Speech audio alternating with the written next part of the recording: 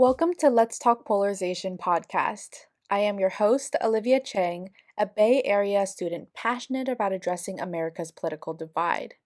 Each month, LTP invites best-selling authors and university professors to examine polarization through various perspectives, including economics, gender, religion, and social media. We also engage with diverse groups of passionate individuals to seek common ground on contentious issues, to educate young people, encourage respectful conversations, and promote unity across political, racial, and religious divides. Today, I am delighted to interview Rune Stubager, an esteemed professor of political science at Aarhus University in Denmark. In this episode, Dr. Stubager investigates how symbolic class rhetoric can attract and polarize voters while dissecting how the electoral effects of working class identification differs between countries. I hope you enjoy our conversation.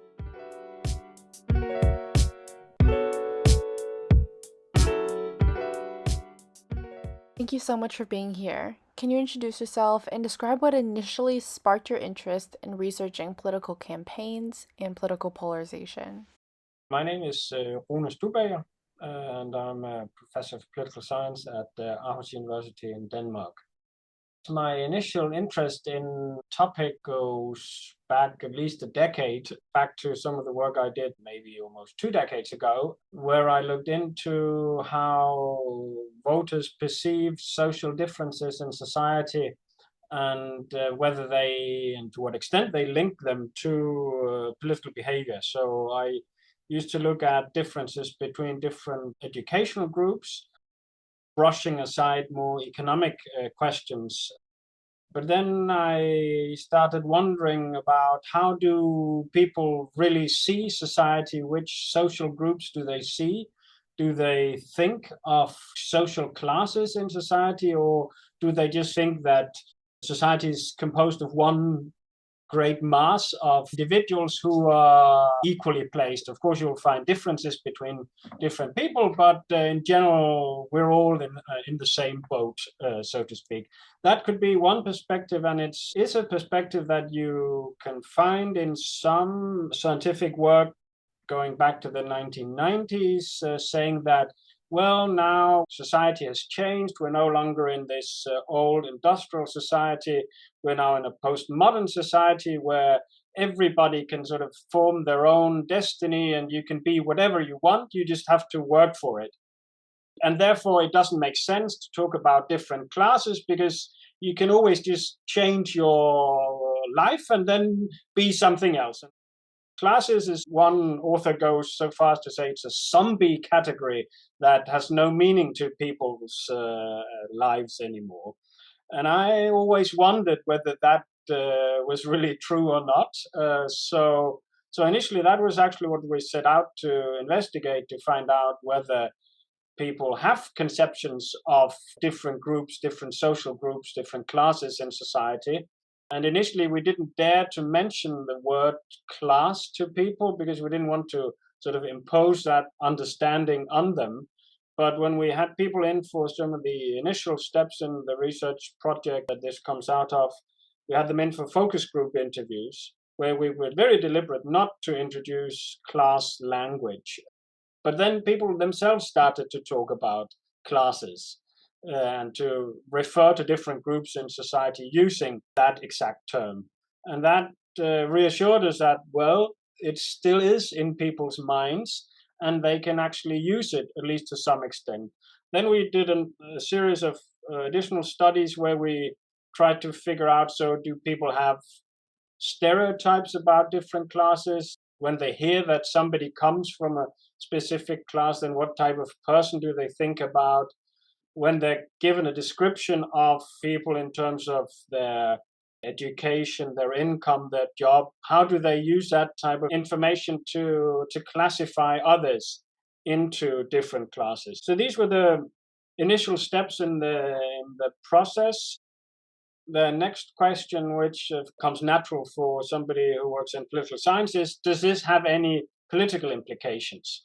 Is this something that parties or candidates can use when they try to collect votes, I mean, to win elections? We have different ways of investigating that. We also are looking into what do people's conceptions of their own class identity, has that got any relationship with their political attitudes? But that's a different tack. But the paper in comparative political studies comes out of this interest in, so can candidates use appeals to social class as a way to attract voters? Thank you. To clarify the concept for podcast listeners, could you share instances of current political figures highlighting social class in their campaign language? For example, can we observe such emphasis from politicians like Bernie Sanders or Donald Trump in the United States? You will see it coming up in various references. Bernie Sanders is a very clear example in the US case. I'm not so sure about how other US politicians would directly refer to it, except that you will also in the US find references to ordinary, hardworking people, setting them aside from some form of elite that's supposed to then be different. In the European context, for instance, in the UK, you'll find the Labour Party sometimes in their manifestos writing that they want to be on the side of the working class and to work to favor their interests. But in general, and that's actually something that's come out of related work, that's also part of the reason why there's less of a linkage now between people's class and their political behavior. But many politicians are not talking about class as much these days as they used to, going back 50 or more years, but also going back maybe 30 years. And part of the reason probably is that the size of the working class is diminishing. So there's simply fewer of these voters. And that seems to have led some politicians to conclude, well, we can't really base our support on appealing to this class, so we better talk to somebody else.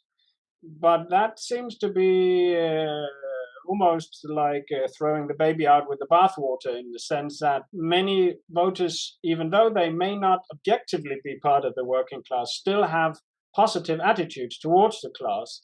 And so you can attract also votes from people outside the working class itself if you appeal to the working class, because at least that's one of our hypotheses. Many voters see the working class as a group of people that's deserving of help from the politicians or more political attention. So, as a politician, you can actually appeal to them.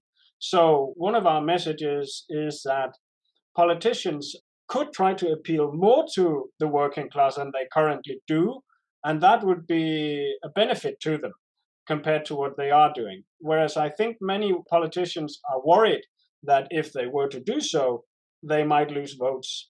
Our research indicates that it could be the other way around, actually.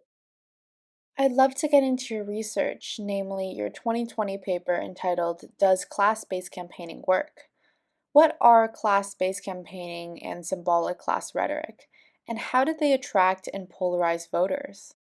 In our definition, it's a type of campaign rhetoric where candidates or parties just symbolically state that they want to do something or work in favor of a given class without being specific about what they actually want to do. So it's not your typical politician statement where they would say, we want to introduce this or that measure and we want to lower taxes or raise speed limits or something like that. That's a type of policy statement where they say more or less specifically what they want to do. What we're looking into is unspecific rhetoric where they just say, we want to help or prioritize or further people from the working class, say. They don't say what they want to do. So, in that sense, it's not very specific, but they just say, we are in favor of this class. So, we turn that as a form of symbolic representation of this class. We need to make that step in order to be able to convince readers that what we're looking into in our study is not just the old well-known type of policy rhetoric from politicians, that it's indeed this class-based, this group-based element that is at work here. And in order to be able to claim that, we stick to these symbolic arguments where there's no policy content. So we don't, in our experiments, we don't have politicians saying that they want to do anything particular. it's unclear what they want to do. That said, we do actually also compare it to a situation where we have a candidate saying he wants to lower taxes for the working class or maybe for the upper middle class to see if that adds anything to the strength of this group appeal. And it really doesn't. They work to the same extent. So what we take from that is that these group appeals seem to be at least as strong as standard policy appeals. Thank you. Now, is there a difference in their perception of working class representation versus candidates' actual ideological position?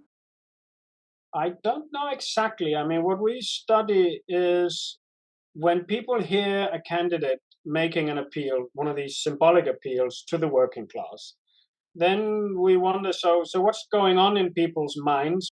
And we investigate two different explanations as to what could go on in voters' minds. One could be that even though we don't include any policy content, voters might still think, oh, so he wants to do something for the working class. That probably entails that he's a candidate on the left. Whereas a candidate saying, I want to do something for the upper middle class, oh, he's probably a candidate on the right. So even though there's nothing in the statement itself that has a direct policy content, it may still be that voters interpret it in that way, and therefore they reason in policy terms. We looked into that by checking if these symbolic statements or appeals, if they had any influence on voters' placement of the candidates on a left to right or liberal conservative scale. And that turned out not to be the case. So it was not that when a candidate said, I want to do something for the working class, then voters concluded that, oh, he's more to the left or he's more liberal, or vice versa with an upper middle class appeal. That didn't happen. So it did not look as if voters made this policy type of reasoning, even though we didn't talk about policy. What was a much stronger effect was we asked a series of questions to tap into the extent to which people saw the candidate as looking out for people like themselves. So listening to, paying attention to people like themselves. And there we could see that among people who are self-identified working class voters, when a candidate was made an appeal to the working class, they clearly increased their perception that this was a candidate who was sort of representing their type of people, looking out for their interests. And that again linked back to this idea of symbolic representation, that they didn't reason in sort of policy terms. It wasn't that they expected him to lower taxes or increase taxes on the rich and raise welfare payments for the poor. They just thought that this was what you could call a good guy, a stand-up guy who would stand up for their group. Makes a lot of sense. Given its popularity among voters, do you predict an uptick in class-based campaigning in future elections? What we show is that political elites have the power, you could say, to turn up or down the extent to which people reason in class terms. Because if no politicians talk about class, then people won't think about class when they go to the polls. But if politicians do talk about class, then there's a high likelihood they will. And so it's a good question. I mean, as I said, our study indicates that it would be to the benefit of politicians, actually both left-wing and right-wing politicians, to talk more about class. And so, to the extent that they get news of that, they might as well look into it. I think we're beginning in some places in Europe to see some politicians realizing that maybe they had paid too little attention to the working class, and that therefore the working class maybe have left, or they have left, their traditional home, if you will, with left-wing labor or socialist parties in the US with the Democratic Party, and crossed the aisle to more right-wing parties. And so one way of winning back these voters could be for the left, for these left parties, could be to be more direct in their rhetoric and talk more directly to this group. I would also like to discuss your research paper, The Conditional Politics of Class Identity. How does the working class identification differ between countries you looked at, namely Denmark and Britain? And what are the implications of these differences on the popularity of the country's respective political parties? We found an interesting dissimilar pattern between these two countries. In Denmark, it turns out that class identity is mostly related to attitudes within the economic realm. So, for instance, attitudes towards taxation. And so, people who identify with the working class are more in favor of increasing taxation on the wealthy compared to people who identify with, say, the upper middle class. That's sort of what you would expect off the bat to be the standard relationship. In the UK, however, there's no such relationship. There's no relationship between your class identity and your attitudes towards taxation. But where we do find a relationship in the UK is with more cultural or sometimes social, called social attitudes. We look into attitudes towards immigration, because there we find that people who identify with the working class are more likely to have restrictive attitudes towards immigration, to be on the right on that issue, whereas people who identify with the upper or the middle class in the UK are more to the left on this issue. In Denmark, however, class identity is linked only to the economic dimension of politics, whereas in the UK, it's the other way around. It's linked only to the cultural dimension of politics. And so that was an interesting finding that we didn't really expect. And we link it partly to some of the debates that have been ongoing also in Britain with Brexit and, well, the election also of the last general British election, where the Conservative Party had a smash victory in previous Labour strongholds. Part of it probably also has to do with the peculiarities of the British electoral system, which, of course, like in the US, has only two major parties. And that means that if you have several dimensions, which you have, I mean, you have an economic and then you have a cultural, social dimension at the same time, then you can get these shifts of voters depending on which dimension is a dominant one at a given election. And therefore, we think that is at least part of the reason why we find this paradoxical relationship in the UK. What used to be an economic identity is now more linked to this cultural realm.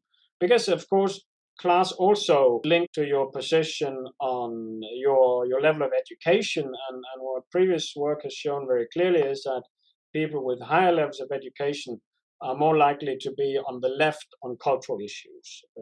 So that is, I mean, you could say things get fused in a different way in the UK than we see in Denmark. It's interesting that you bring up the significance of immigration among the working class constituency in the United Kingdom. Do you notice a trend of any particularly polarizing working class issues across countries?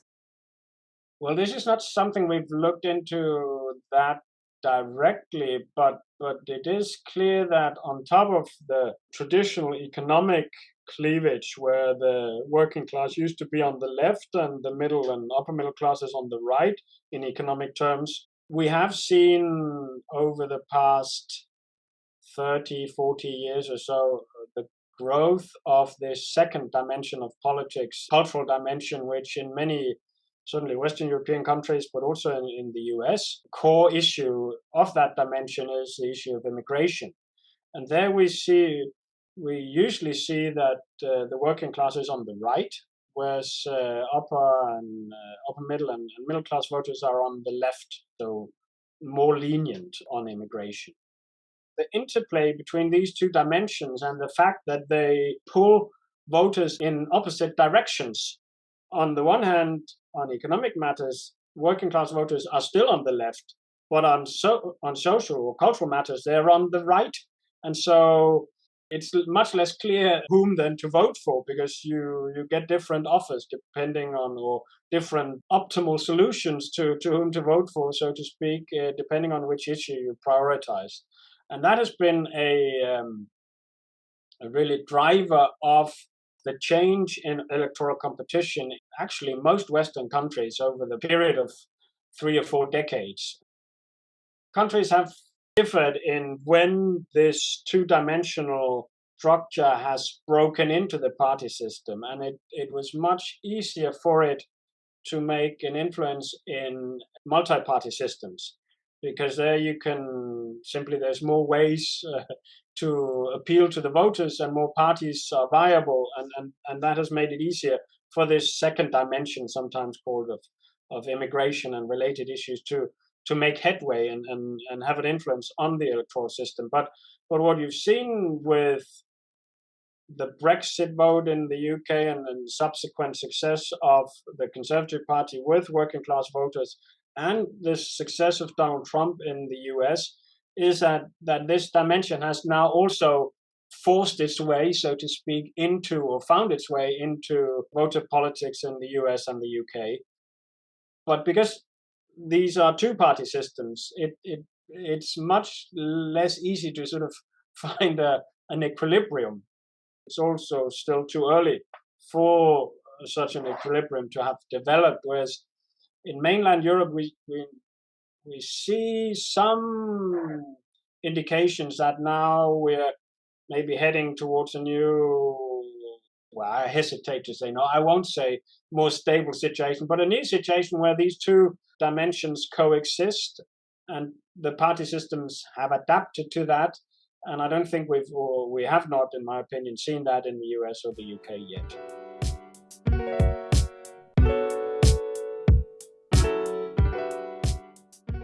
$8,000 is a mind-boggling number. I deeply appreciate every one of you for listening to Let's Talk Polarization. I hope it was fascinating to hear about how class-based campaigning attracts and polarizes voters in the US, UK, and Denmark. I implore you to explore a nonprofit at letstalkunite.org and tune in next month for another captivating episode.